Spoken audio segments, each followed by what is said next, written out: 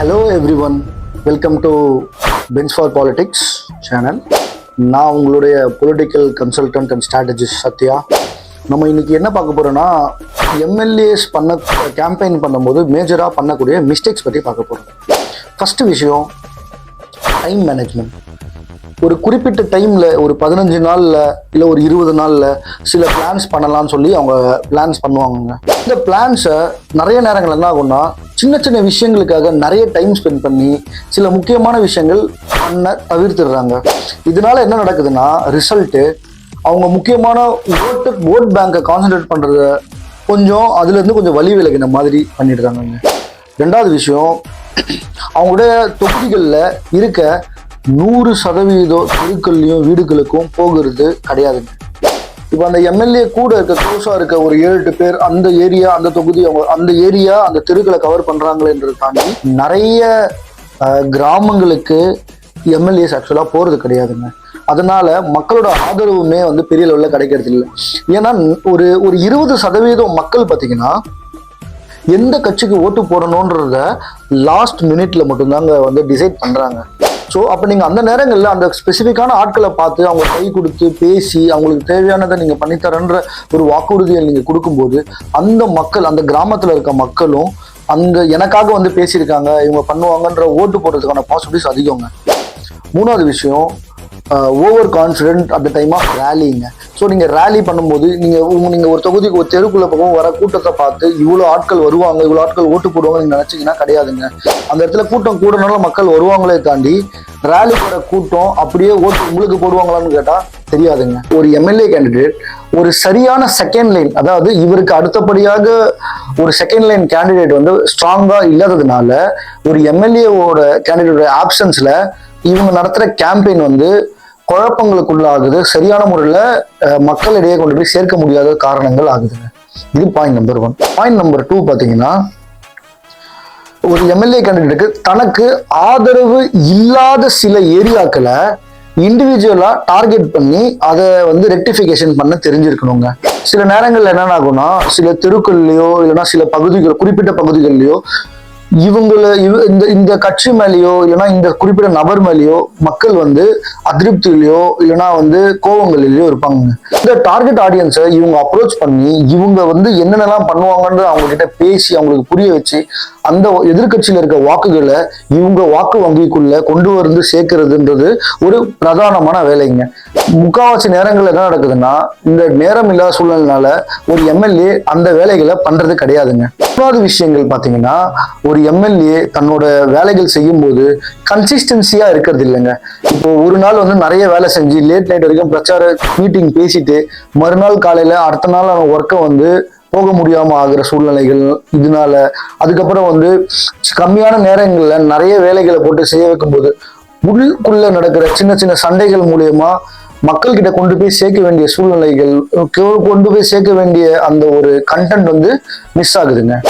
ஒரு MLA candidate ஒரு இடத்துல ஒரு பார்ட்டி மூலியமா நியமனம் பண்ணதுக்கு அப்புறமா அந்த சிம்பிளோ அந்த தலைவரோ அவர் மூலியமாவே உங்களுக்கு ஒரு 30, 40, 50% ஓட்டு வர சான்சஸ் இருக்குங்க. எம்எல்ஏ பர்சன் நீங்க உங்களுடைய செல்வாக்க அந்த தொகுதியில காட்ட தவிர்த்துட்டீங்கன்னா உங்களுக்கு நிறைய ஓட்ஸ் வராதுங்க. ஸோ நீங்க இறங்கி நீங்க என்ன பண்ண போறீங்க, நீங்க யாரு, நீங்க எப்படி மக்களிடையே செல்வாக்க பெற போறீங்கன்றது தான் இந்த 15, 20, 25 நாள் காலத்துல நீங்க பார்க்க வேண்டிய சூழ்நிலைகள். Point number 1. ரெண்டாவது, நம்ம மேஜரா என்ன பண்ணுவோம்னா, ஒரு எம்எல்ஏ கேண்டிடேட் ஒரு சின்ன சின்ன ஓட்டர்ஸ், மேஜர் ஓட்டர்ஸ் நம்ம பார்க்குறோமே தவிர மைனர் ஓட்டர்ஸ் நம்ம பார்க்கறது இல்லை. மைனர் ஓட்டர்ஸ்னா நம்ம ஈஸியாக தவிர்க்கக்கூடிய முதல் முறை ஓட்டு வங்கிக்கு வர ஆட்கள், அதாவது ஏஜ் 19 to 22 வயசுக்குள்ள இருக்க நபர்கள் பார்த்தீங்கன்னா ஒரு தொகுதியில் 5-9% மக்கள் இருக்காங்க. ஸோ இந்த யூத்துக்காக அந்த தொகுதியில் நீங்க என்ன பண்ண போறீங்கன்ற வாக்குறுதியை கொடுக்கறது மூலயமா அந்த யூத்தை நீங்க ஸ்பெசிஃபிக்கா போய் பார்த்து பேசுறது மூலியமாவுமே அவங்க ஓட்டை உங்களால் வாங்க முடியுங்க. யூத்தா இருக்கட்டும், இல்லைன்னா சிறுபான்மையின் மக்களா இருக்கட்டும், இல்ல விமன்ஸா இருக்கட்டும், மகளிரா இருக்கட்டும், இவங்களுக்காக நீங்க என்ன பண்ண போறீங்கன்றது ஒரு முக்கியமான கன்சிஸ்டண்டா இருக்குங்க. மூணாவது ரொம்ப பெரிய விஷயம் என்னன்னா, ஒரே நேரங்கள்ல அந்த தொகுதியில ஏகப்பட்ட மீட்டிங்ஸோ ஏகப்பட்ட கூட்டங்கள் ஆயத்தப்படும் போது ஒரு ப்ராப்பர் பிளானிங் இல்லாதனால, ப்ராப்பர் எக்ஸிகியூஷன் இல்லாதனால நிறைய குழப்பங்கள் அந்த மீட்டிங் முடிஞ்சிடும். ஆனா அது மூலியமா நீங்க எத்தனை ஓட்டர்ஸை நீங்கள் உங்கள் கட்சிக்கு சேர்க்குறீங்கன்றது தான் பெரிய கொஸ்டின் மார்க்காக இருக்குங்க. ஒரு எம்எல்ஏ ஒரு ஏரியாவில் கேம்பெயின் பண்ணும்போது ஆல்மோஸ்ட் எதிர்கட்சி ஆட்கள் எல்லாமே ஃபீல்ட் ஆக்டிவிட்டிலாம் பண்ணிவிட்டு மக்களோட ஆதரவு எல்லாம் பெற்றதுக்கு அப்புறமா தான் பெரும்பாலான நேரங்களில் முக்கியமான வழக்கெல்லாம் சில கட்சிகள் ஆரம்பிப்பாங்க. அது லேட்டாக ஆரம்பிக்கிறதுனால உங்களால் பெரிய அளவில் ஒரு மக்களோட ஓட் பேங்கை வாங்க முடியாதுங்க. ரெண்டாவது விஷயம், திறமை இல்லாத இல்லைன்னா புது ஆட்களை நீங்கள் பூத்தில் போடும்போது அவங்களுக்கு மக்கள்கிட்ட மிஸ்ஹேண்டில் பண்ண தெரியாமல் நிறைய குழப்பங்கள் வர ஆரம்பிக்குங்க. மூணாவது விஷயம் பார்த்தீங்கன்னா டேட்டா கலெக்ஷன். ஸோ ஃபீல்டில் போய் நீங்கள் கலெக்ட் பண்ணுற அந்த மக்கள்கிட்ட வாங்குகிற அந்த டேட்டா கலெக்ஷன் எல்லாமே ஒரு சிஸ்டமில் போட்டு சிஸ்டமில் அனாலிசிஸ் பண்ணி அது மூலயமா நீங்கள் அவுட்புட் எடுக்கணுன்றது பண்ணும்போது மட்டும்தான் உங்களுக்கு எக்ஸாக்டாக களத்தில் என்ன சூழ்நிலைன்னு உங்களுக்கு தெரியும். ஆனால் பெரும்பாலான நேரங்கள் என்ன நடக்குதுன்னா நம்ம ஆட்கள் ஷீட்டில் பேப்பரில் வாங்கி அதை டாக்குமெண்ட் பண்ணி அதை தொலைச்சிடுறாங்க. நீங்கள் ஷீட்டில் வாங்கி டாக்குமெண்ட் பண்ணுறதை காட்டிலும் நீங்கள் சிஸ்டமில் போட்டு அனாலிசிஸ் பண்ணும்போது டேட்டா மக்கள் மாற்றி பேசுவாங்க, கூட இருக்கவங்க மாற்றி பேசுவாங்க. ஆனால் நம்பர்ஸோ டேட்டாவோ மாற்றி பேசாதுங்க.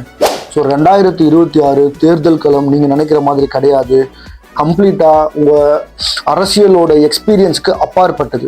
ஸோ டேட்டா ட்ரிவன் பண்ணி ஸ்ட்ராட்டஜிக்ஸ் மூலயமா நீங்கள் களத்தில் நின்னீங்கன்னா வெற்றி பெறக்கூடிய சதவீதம் ரொம்ப அதிகங்க. ஒரு எம்எல்ஏ வின் பண்ணணும்னா லக்குனால ஜெயிக்கிறது கிடையாதுங்க, சிஸ்டம்னால மட்டும்தான் அவங்களால ஜெயிக்க முடியும். ஸோ இந்த சிஸ்டம் என்பது பார்த்தீங்கன்னா ஒரு டேட்டா ட்ரிவனாக ஸ்ட்ராட்டஜிஸ் மூலியமாக ஓட்டு வங்கியை இன்க்ரீஸ் பண்ணுற விதமாக மாத்திரம் இருக்கணுமே தாண்டி நேம் சேக்குக்காகவோ சூழ்நிலை நிமித்தத்தினாலேயோ இருக்கக்கூடாதுங்க. பொதுவாக பார்த்தீங்கன்னா ஒரு எம்எல்ஏ கேண்டிடேட்டை நிறைய நேரங்களில் என்னென்ன செய்கிறாங்கன்னா மக்களை எம்எல்ஏ கிட்ட நெருங்க விடுறது கிடையாதுங்க நிறைய சூழ்நிலைகளில். இதனால் மக்கள் அதிருப்தி அடைகிறாங்க, அதனால நிறைய ஓட்டுகள் மிஸ் ஆகுதுங்க.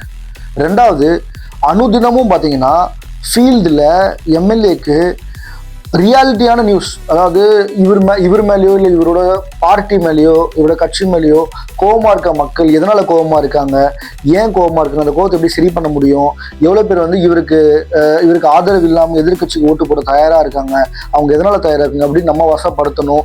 இந்த மாதிரியான இன்சைட்ஸ் இன்ஃபர்மேஷன்ஸை எம்எல்ஏ கிட்ட ரெகுலரான பேசிஸில் கொண்டு சேர்க்கக்கூடிய ஒரு ஸ்ட்ராங்கான டீம் அவர் கூட இருக்கணுங்க. பொதுவாக இந்த மாதிரி இன்ஃபர்மேஷன்ஸை கேதர் பண்ணுறதுக்கு தான் ஒரு பொலிட்டிக்கல் கன்சல்டன்சி இயங்குதுங்க. ஸோ நம்ம என்ன பண்ணுறோன்னா ஃபஸ்ட்டு அந்த எம்எல்ஏக்கு ஆதரவு இல்லாத ஆட்கள் எத்தனை பேர் இருக்காங்க, அதாவது அந்த தொகுதியில் எத்தனை தெருக்களில் எத்தனை கம்யூனிட்டிஸ் இவருக்கு ஆதரவு இல்லாமல் இருக்காங்கன்றதை ஐடென்டிஃபை பண்ணி அந்த ஆட்களை எதனால் கோபமாக இருக்காங்க அதை எப்படி சரி பண்ண முடியுன்றதை பார்த்து அவங்கள நம்ம கட்சிக்கு ஆதரவு பண்ணுறதுக்கு என்ன வழியோ நம்ம அதை பார்க்கணுங்க. ஸோ இதை பற்றி நீங்கள் நிறைய வீடியோஸ் பார்க்கணுன்னா எங்களோட சேனலுக்குள்ளே போய் நான் இதுக்கு முன்னாடி நிறைய வீடியோஸ் போட்டிருக்கேன், அதை நீங்கள் பார்த்தீங்கன்னா உங்களால் ரெக்டிஃபை பண்ண முடியும். ஸோ உங்களால் எல்லா விஷயங்கள் தெரிஞ்சு இருந்தாலுமே அது நீங்கள் ரியாலிட்டியில் ஒரு ஸ்ட்ராங்கான டீமை பேஸ் பண்ணி பண்ண முடியும்னா ஷார்ட் டேர்மில் உங்கள்கிட்ட டீம் அவைலபிள் டீம்ன்றது ஒரு பெரிய கொஸ்டின் மார்க்காக இருக்குங்க. ஸோ நீங்கள் ஜெயிக்கணுன்றத மனசில் வச்சுக்கிட்டு அதுக்கான வேலையை நீங்கள் களத்தில் இறங்கி பண்ணுங்கள். கடவுள் எப்பவுமே உங்கள் கூட இருப்பாருங்க. So all the best. அடுத்த வீடியோவில் பார்க்கலாம். பாய்.